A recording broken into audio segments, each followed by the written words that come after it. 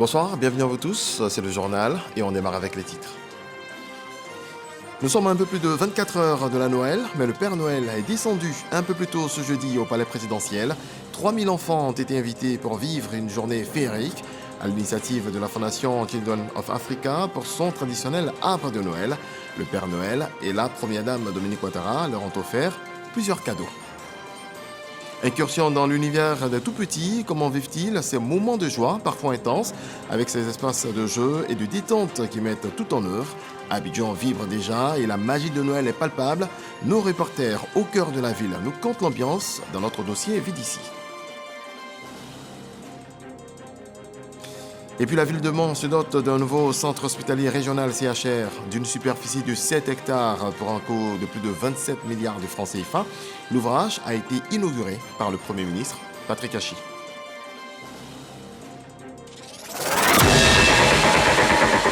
Bienvenue à vous tous pour son traditionnel arbre de Noël. La Fondation Children of Africa a invité 3000 enfants hier au palais présidentiel pour une journée féerique. Le Père Noël et la Première Dame Dominique Ouattara leur ont offert cadeaux, prestations artistiques, clowns, espaces de jeu, goûter et bien d'autres. On voit cela avec Jérôme Kofiaboula. Et revoilà Noël, le moment d'offrir des présents aux tout-petits aussi. Cette année, comme les années passées, la sollicitude de la Première Dame de Côte d'Ivoire, Dominique Ouattara, envers les enfants ne fait aucunement défaut. Ce jeudi au palais présidentiel, un arbre de Noël de la part de la présidente de Children of Africa leur est dressé. Pour la distribution des cadeaux à cette occasion, c'est du ciel que le Père Noël fait son apparition. Au total, ils sont au nombre de 3000, les enfants venus des 4 coins d'Abidjan qui repartent les mains chargées. En leur nom, la petite Farida Gbané pour dire merci à leur bienfaitrice. Aujourd'hui, nous sommes comblés de bonheur et nous répartirons les bras chargés de grands cadeaux. Maman Dominique, grâce à vous, nous découvrons aujourd'hui le magnifique palais présidentiel et son immense jardin. Vous êtes une maman en or qui apporte toujours la joie et le réconfort dans nos cœurs. Merci pour tout ce que vous faites pour nous, pour tous les enfants de Côte d'Ivoire. Modadamo, Nanzin-O, Iniche, Ayoka. Que Dieu vous garde et vous bénisse, vous et notre papa, le président Alassane Ouattara, pour le bonheur des enfants. En organisant cet arbre de Noël pour ses enfants, la Première Dame de Côte d'Ivoire, Dominique Ouattara, indique clairement qu'elle n'entend pas se départir de ce qui est pour elle comme une tradition. Mes chers enfants, comme vous, j'affectionne particulièrement la période de Noël car elle est le symbole de l'amour, de la joie et du partage. C'est le moment où les enfants reçoivent de nombreux cadeaux et passent des moments inoubliables avec leur famille. C'est pour cette raison que chaque année, nous organisons des arbres de Noël pour les enfants afin de permettre à tout le monde de passer un Noël chaleureux et festif. Il s'agit d'un moment exceptionnel durant lequel chacun peut s'amuser, rire, danser, manger et recevoir des cadeaux dans les jardins du palais présidentiel, transformé pour l'occasion en un immense parc d'attractions. Mes chers enfants, cette journée a été organisée pour vous et je souhaite que chacun de vous en profite pleinement. Toutes les attractions, les jeux et les cadeaux que vous avez vus sont pour vous faire plaisir. Alors amusez-vous et gardez de beaux souvenirs que vous pourrez raconter à vos amis et que vous n'oublierez jamais. Cérémonie tout à fait festive, soutenue par des artistes de renom. Kérosène, Magisystème,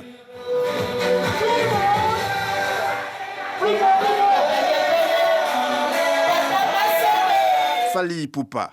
Et ce n'est pas tout. La Première Dame de Côte d'Ivoire, Dominique Ouattara, promet d'en faire autant pour tous les enfants de Côte d'Ivoire, avec des arbres de Noël éclatés pour la distribution de plus de 12 000 cadeaux. Ambiance de Noël dans les grandes surfaces, les espaces de jeu et de détente. Nos reporters plantent le décor dans ce dossier. Vous allez le voir, tous les ingrédients sont réunis pour faire de Noël un jour inoubliable. Couleurs, cantiques, cadeaux, Père Noël ou clown. Noël dans l'univers magique des enfants. Le dossier vide ici de ce soir, signé Khalil Diomandé, Sifora Zegui et Serge Coléa.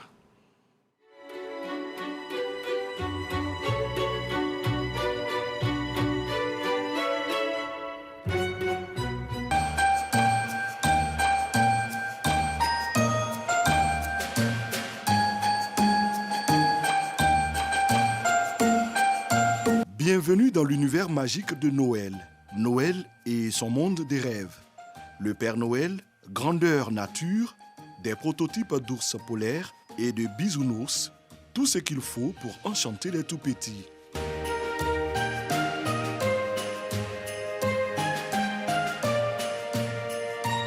Nous sommes dans une grande surface d'Abidjan. Tout est aux couleurs de Noël. Les enfants ont les étoiles, plein les yeux. Les super-héros, Spider-Man, Superman, Avengers et autres personnages de Marvel sont au rendez-vous. Je suis content d'être ici. C'est un bel univers. Il y a tous les cadeaux qu'on veut. Berekia, élève en classe de CP2, a obtenu d'excellents résultats. Elle a droit à des moments d'évasion offerts par ses grands-parents. On l'aide à rentrer dans son monde parce que les enfants, c'est le jeu. À ce stade de développement, l'enfant a besoin de jouer et il faut l'accompagner. Les plus chanceux ont le bonheur de rencontrer, avant l'heure, le Père Noël en personne. Des cadeaux, puis des instants photos pour immortaliser le moment. Ici, c'est l'univers des rêves où tous les rêves se réalisent. Et on peut avoir tout ce qu'on veut comme les cadeaux des rêves. Même le Père Noël, même est gentil, nous donne des bonbons. On vient, les enfants, ils voient le Père Noël donne des cadeaux. C'est plus réaliste, on vit le Père Noël en même temps. C'est amusant et bon, nous les parents, ça nous met à l'aise, quoi. Dans les magasins, le Père Noël joue un rôle de premier plan. Le Père Noël, c'est ce personnage-là qui est capable de créer la magie sur l'enfant. Et donc, la présence du Père Noël est quelque chose qui les fortifie dans leur imagination. Ça donne de l'attractivité, ça met de l'ambiance. Quand ils viennent ici, les enfants, ils retournent à l'école, ils disent « J'ai vu le Père Noël, il m'a donné ceci, il m'a donné cela ». Et ça attire aussi d'autres enfants. La magie de Noël opère également chez les commerçantes d'accessoires installées à proximité du magasin. Les gens, quand ils finissent de faire les achats à l'intérieur, ils viennent emballer. On peut avoir 50 000 ou plus. Pendant la Noël, il n'y a pas que le Père Noël et les jouets pour combler les attentes des tout-petits. Les clowns jouent aussi leur partition. On a un arbre de Noël à animer et nous sommes en train de nous préparer. Vous voyez bien que nous avons étalé pêle-mêle notre arsenal. Avant de monter sur scène, les Snoopies se préparent minutieusement. Le choix de l'accoutrement, de la coiffure et les couleurs du maquillage ne sont pas fortuits. La couleur est importante, ça attire l'observation de l'enfant et puis ça le fait rapprocher de toi. Quand tu es bien habillé, les couleurs sont éclatantes, les enfants s'approchent facilement de toi. Après les préparatifs, place au spectacle. Durant plus de 2 heures, les chants, les grimaces et jeux comiques sont passés en revue.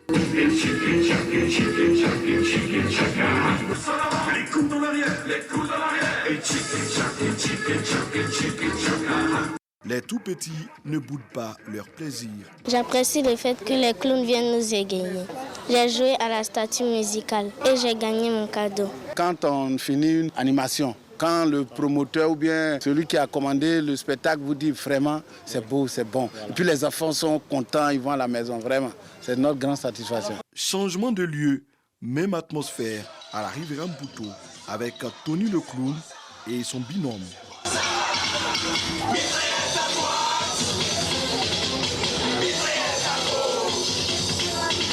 Il n'y a qu'une seule recette pour arracher des rires et égayer ses bambins, s'inviter dans leur monde et se glisser dans leur peau.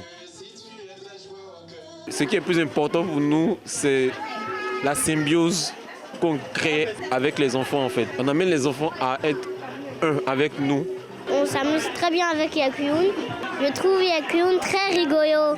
La Noël est l'événement de l'année le plus magique qui fait rêver les tout-petits. Un moment durant lequel ils sont choyés et au centre de toutes les attentions. Encore quelques jours pour profiter de ces moments féeriques et pleins de bonheur pour les enfants. C'était Noël dans l'univers magique des enfants, le dossier vit d'ici. Autre volet de l'actualité, c'est un phénomène qui a fait parler de lui ces derniers temps, les congés anticipés.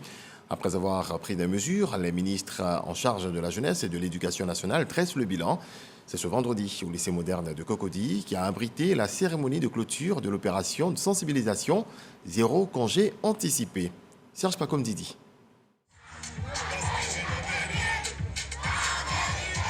Ambiance festive au sein du lycée moderne de Cocody.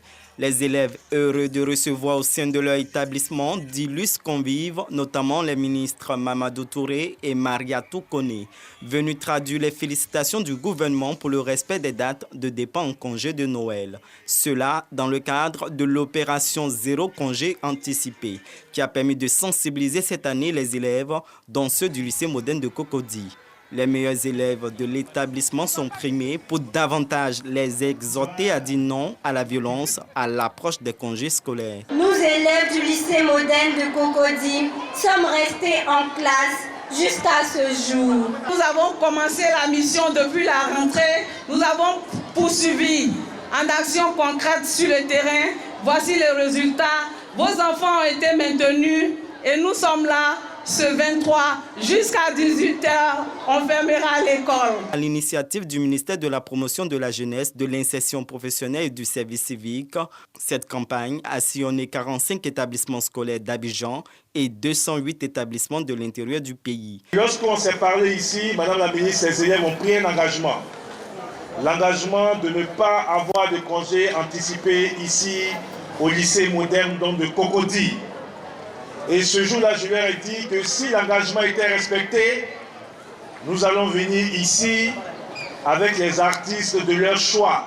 On peut considérer donc que le contrat a été respecté. Je voudrais féliciter Madame le proviseur et l'ensemble des enseignants, les encadreurs pour le travail remarquable qui a été fait. Notre hymne national dit « Fiers Ivoiriens, le pays nous appelle ». Le pays nous appelle dans la discipline. Le pays nous appelle dans l'union. Le pays nous appelle dans le travail. L'année dernière, à pareil moment, certains de vos amis étaient avec Bresso. À la rentrée, on a dit zéro congé anticipé. Mais c'était sans compter avec la hauteur, la grandeur d'esprit des élèves de Côte d'Ivoire qui ont compris que le travail d'abord, le travail avant tout.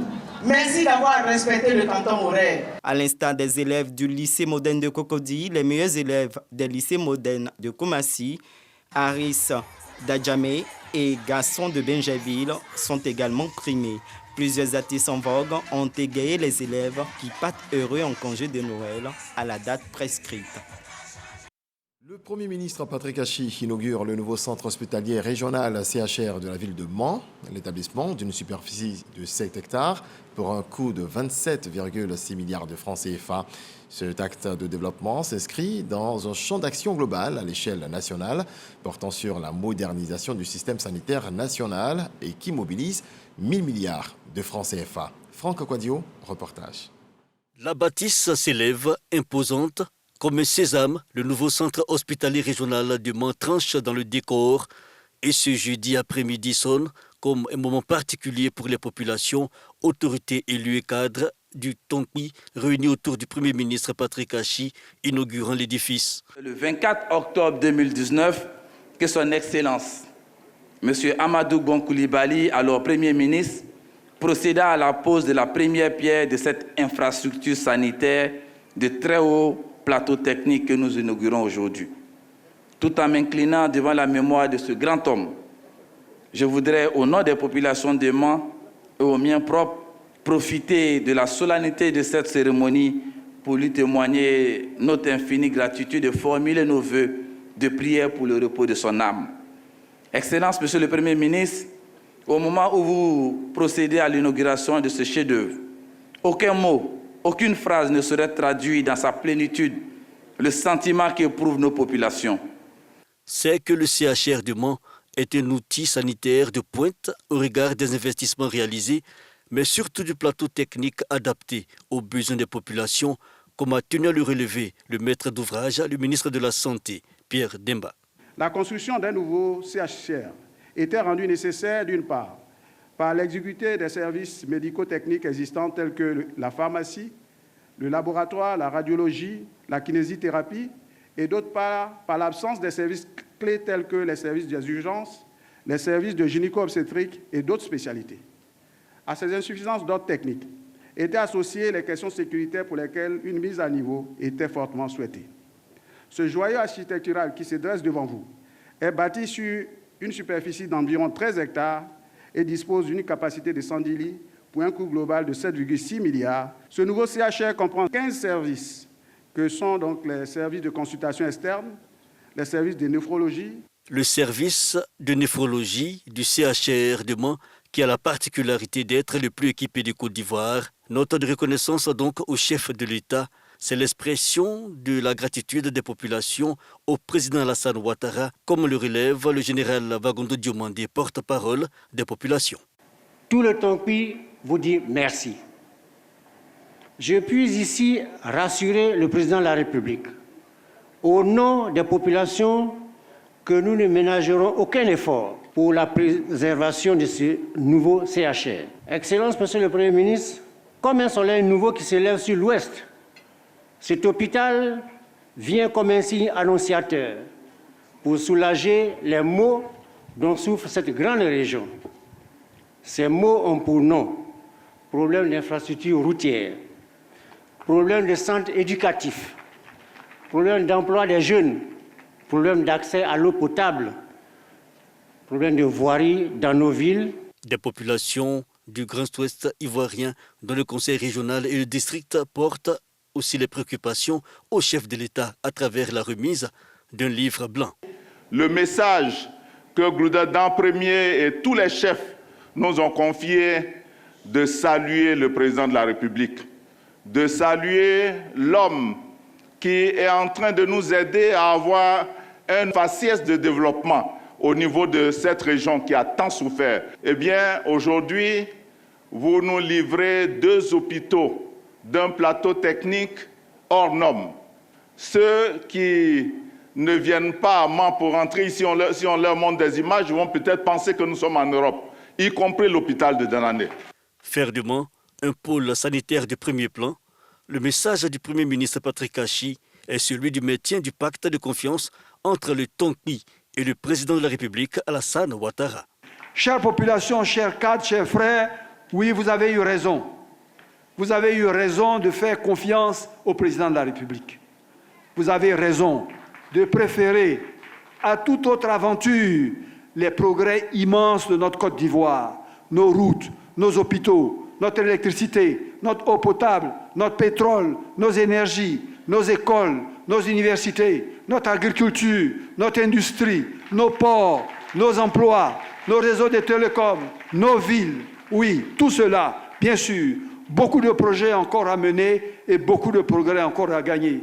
Mais vous avez eu raison d'appartenir à cette Côte d'Ivoire qui sait qu'elle est sur le bon chemin, le seul, le vrai, celui de l'avenir. Donc oui, vous avez eu raison, chère population, de faire le choix de l'union et de l'engagement pour votre pays, en soutenant avec conviction l'action du président de la République et de son gouvernement, qui veulent laisser aux générations futures un pays toujours plus prospère et plus solidaire.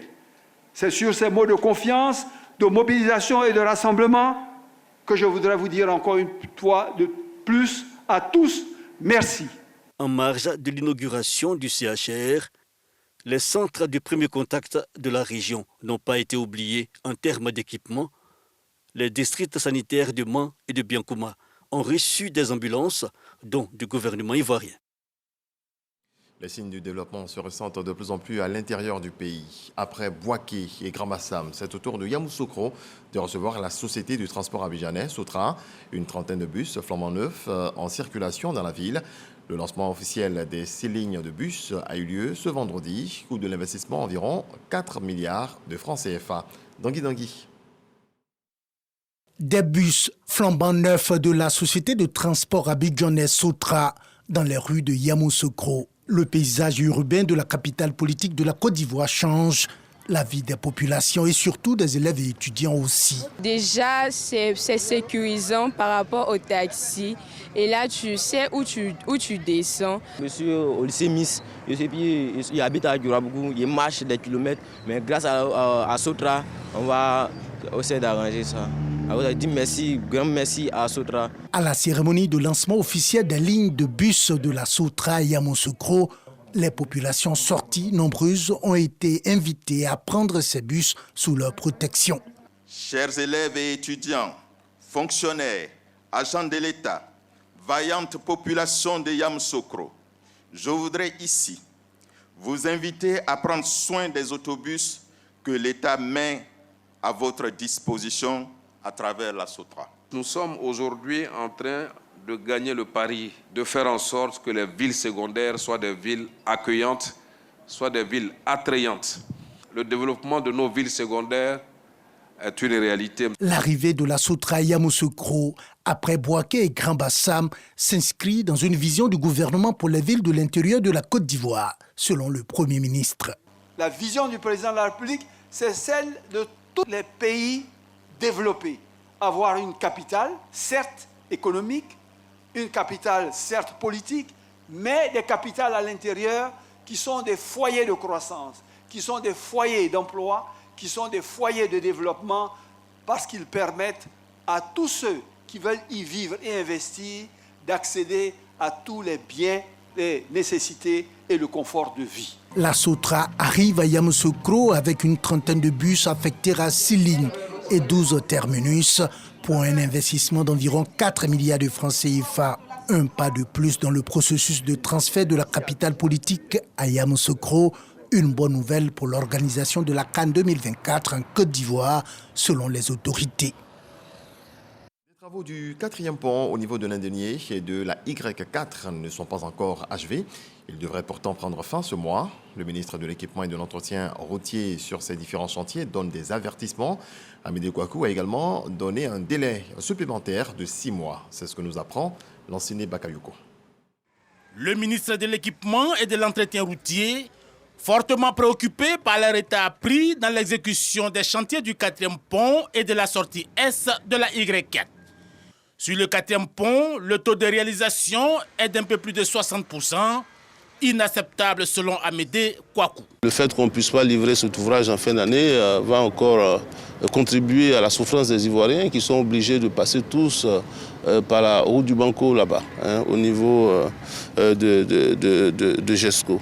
Donc nous ne sommes pas contents. Nous avons demandé à l'entreprise que dans les 3 mois qui viennent, il faut qu'on constate qu'il y ait une évolution vraiment positive, sinon nous allons être dans l'obligation de prendre des sanctions. Au niveau de la Y4, malgré les efforts déployés par le gouvernement pour assurer le suivi régulier du projet, le tronçon à Niama-Ndotré piétine. Les entreprises avaient pris des engagements, mais malheureusement, on se rend compte que les travaux n'avancent pas comme il se doit.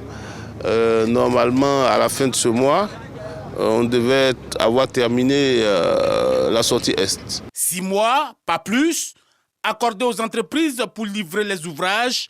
Injonction du ministre Amédée Kouakou. Actuellement, vous voyez tous les embouteillages qu'il y a. C'est plus acceptable. Donc il faut que nous allions rapidement. Nous sommes venus, nous avons parlé aux entreprises de prendre toutes les dispositions pour que dans les 3 mois qui viennent, vraiment, on puisse passer à des taux de 80-90%, de sorte que d'ici maximum 6 mois, le projet soit entièrement terminé. Ces ouvrages qui tiennent à cœur le président Alassane Ouattara devraient contribuer à améliorer la mobilité dans la ville d'Abidjan, notamment en prévision de la Coupe d'Afrique des Nations prévue en 2024. Tout comme un cadeau de Noël, c'est le soulagement pour 2500 ménages à Atekoubé. Ils ont désormais accès à l'eau potable. Le ministre de l'Hydraulique, de l'Assainissement et de la Salubrité, Bouaké Fofana, a procédé ce matin au raccordement. Les frais d'abonnement s'élèvent à 10 000 francs CFA au lieu de 167 000. Grâce Kando. Fini les difficultés d'approvisionnement en eau potable et les branchements anarchiques de compteurs d'eau. 2500 ménages issus de 5 sous-quartiers de la commune d'Atekoubé viennent de bénéficier de branchements sociaux. Ce que le ministre vient de faire, je suis très contente. Mais on a un problème pour avoir l'eau. On nous fait payer banana. C'est comme si j'ai un cadeau de Noël même aujourd'hui, moi et ma famille. Aujourd'hui, chacun va avoir son compteur. On est content. Une initiative qui rencontre l'adhésion des autorités communales. Nous sommes très heureux de lui dire merci. Je voulais dire merci au président de la République de Côte d'Ivoire, son Excellence Alassane Ouattara, qui est notre Père Noël. L'action s'inscrit dans le cadre du projet d'amélioration des performances techniques et financières du secteur de l'eau APTF et vise à régler dans les 4 prochaines années la question de la desserte en eau potable des sous-quartiers. Le gouvernement, dans le cadre du programme social, a décidé d'offrir des branchements, je dirais, hyper subventionnés à 2500 personnes. Et ces branchements, au lieu de 167 000 francs, les populations paieront seulement 10 000 francs. Cela veut dire que le gouvernement fait un don ou une subvention de 157 000 francs pour chaque personne abonnée dans le cadre de ce programme. Et c'est la phase 2. Il a commencé depuis quelque temps et nous allons progressivement rendre l'accès à l'eau potable le plus facile possible aux populations les plus vulnérables. L'accès de tous à l'eau potable, une vision du gouvernement, c'est pourquoi le projet APTF vise 155 sous-quartiers du Grand Abidjan. Coronavirus, on en vient au point de la situation.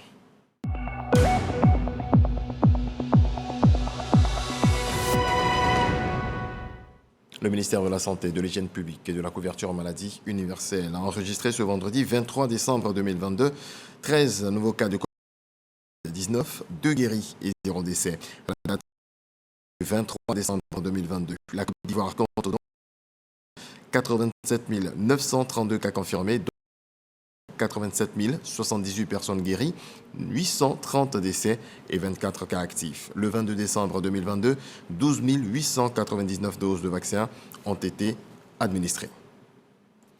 Hommage au chef de l'État Alassane Ouattara, la région des Grands Ponts se mobilise. Lors d'un point presse, le ministre-gouverneur du district des Lagunes a livré les motifs de cet événement. Vincent Loès-Oble lance un appel à la mobilisation de tous les peuples des régions du district des Lagunes.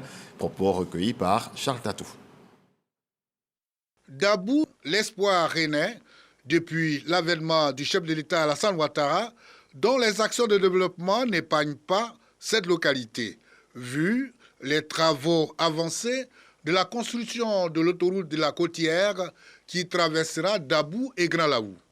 Émerveillé par cette infrastructure routière qui impulsera certainement un développement accéléré aux 2 localités, les élus et cadres des Grands Ponts s'activent pour l'organisation d'une grande cérémonie d'hommage au président de la République.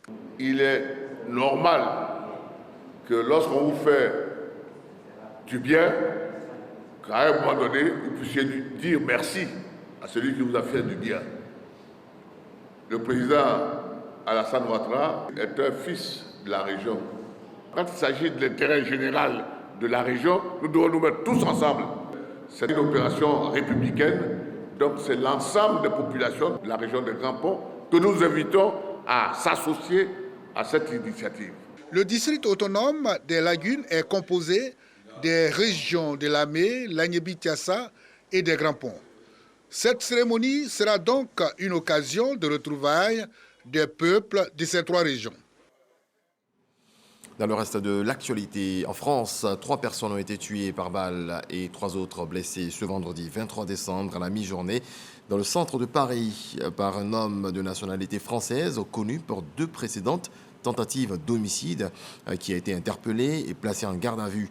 Les faits se sont produits rue d'Azien, dans le 10e arrondissement de la capitale, au niveau d'un centre culturel kurde, dans un quartier commerçant prisé par la communauté kurde. Point final, excellente nuit à vous tous, sous la protection du Très-Haut. Bonsoir.